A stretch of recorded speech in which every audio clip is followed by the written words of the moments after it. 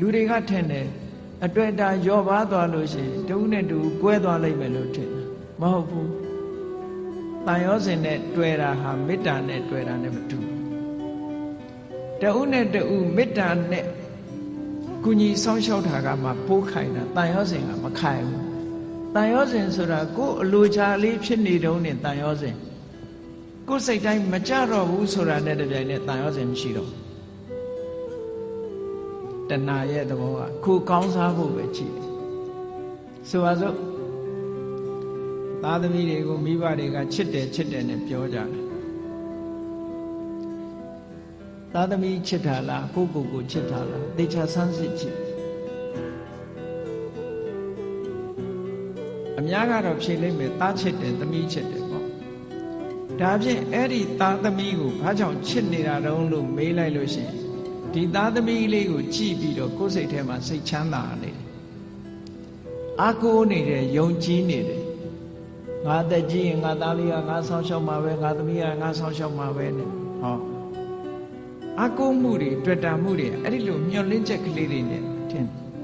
အဲ့ဒီသားသမီးကကိုယ့်ကိုဒုက္ခပေးလာပြီဆိုရင်မိဘတွေမလုပ်ကြတော့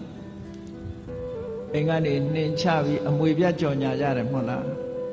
အဲ့ဒါဖြင့်အဲ့ဒီသားသမီးကိုချစ်တယ်ဆိုတာဘာကိုချစ်တာတုံးလို့မေးလို့ရှိရင်ကိုယ့်ရဲ့ပျော်ရွှင်မှုကိုဖျက်ဆီးလာပြီးကိုယ့်ရဲ့ဘဝကိုထိခိုက်လာပြီးဆိုလို့ရှိရင်အဲ့သားသမီးမချစ်တော့အဲ့ဒါကိုကြည့်မယ်ဆိုရင်မိဘတွေကတကယ်ချစ်တယ်ဘာကိုချစ်တာတုံးကိုယ့်ဘဝကိုချစ်တာပဲကိုယ့်ဘဝကိုထိပါလာပြီးနှောင့်ယှက်လာပြီးဆိုရင်လက်မခံတော့ဘူးလေချစ်လာပါတယ်ဆိုတော့ဇနီးမောင်နှံတွေ divorce လုပ်ကြတယ်၊ကွာရှင်းကြတယ်။ဘာဖြစ်လို့ပြောကြတဲ့အခါမှာစိတ်သဘောထားချင်းမတိုက်ဆိုင်လို့ဆိုလိုတာကသူ့စီကကိုပျော်ရွှင်မှုမရဘူးကိုယ့်စီကသူပျော်ရွှင်မှုမရဘူးကိုယ့်ရဲ့ပျော်ရွှင်မှုတွေဆုံးရှုံးကြတယ်အဲ့ဒီဆုံးရှုံးတာကိုမကြိုက်တာပဲအမှန်တကယ်အနှစ်သာရကိုလိုက်ရှာကြည့်လို့ရှိရင်မြတ်စွာဘုရားကဒါကြောင့်မို့ဟောတာအတ္တသမံပေမနတ္ထိ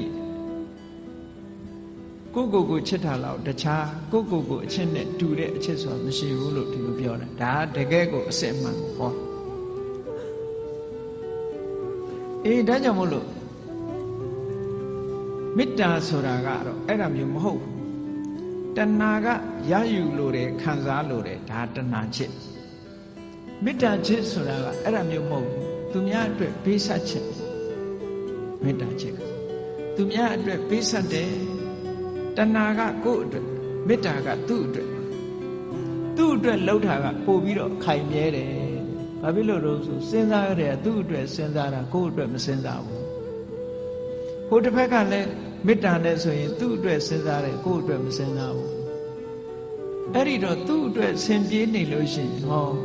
မကွဲမကွာဖြစ်တာပေါ့ဟိုလူကလည်းငါအတွက်စဉ်းစားတယ်ဟိုလူကလည်းငါအတွက်စဉ်းစားတယ်နှစ်ဦးကိုယ့်အတွက်ကြီးပဲစဉ်းစားတယ်